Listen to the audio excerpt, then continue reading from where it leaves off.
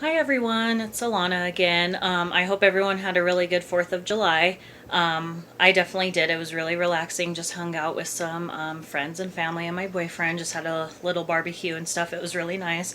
I hope you guys were able to have some family time or do something fun, or if you didn't do much, maybe just at least relax.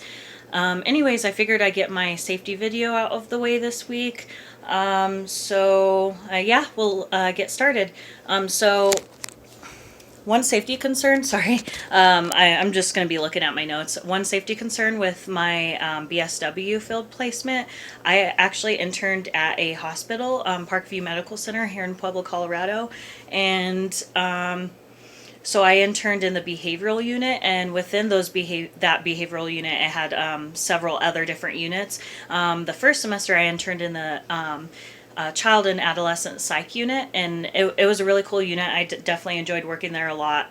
Well, anyways, one safety concern I had was that nothing that Parkview did that was a safety concern for me, because they definitely did have trainings and a good orientation that prepared us for what we might expect physically, that we might have to put patients into restraints and stuff like that, especially if they lash out towards us or other patients.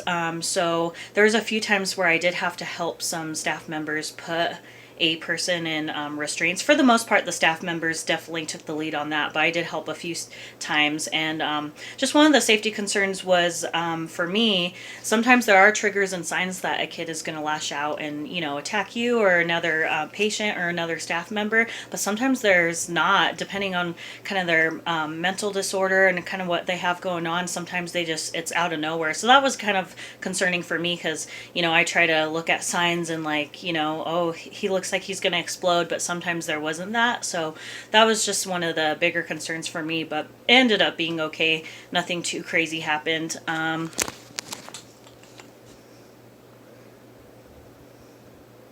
And I never felt unsafe during that time, because the staff was always prepared. There was protocols of what to do in those situations, so that definitely made me feel safe as well. And the staff was really good and super helpful. And if I did have to help out in those situations, they tell me exactly what to do and stuff like that. Because I definitely, back then, being a BSW intern, I was definitely a little bit more timid.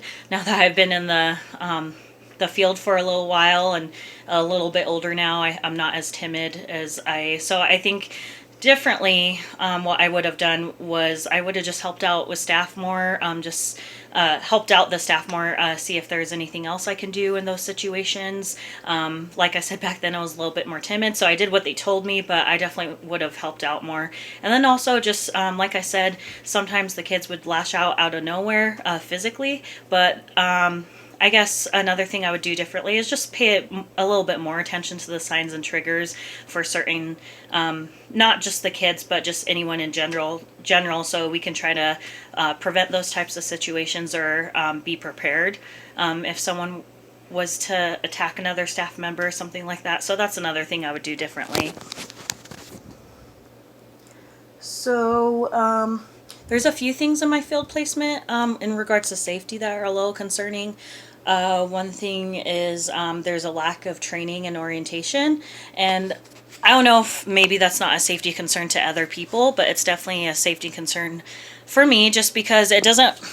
I think that orientations definitely, and trainings, especially for new staff or new interns, prepare you for the clientele that you're going to deal with, what's going to happen in certain situations, and stuff like that. So we definitely don't have that.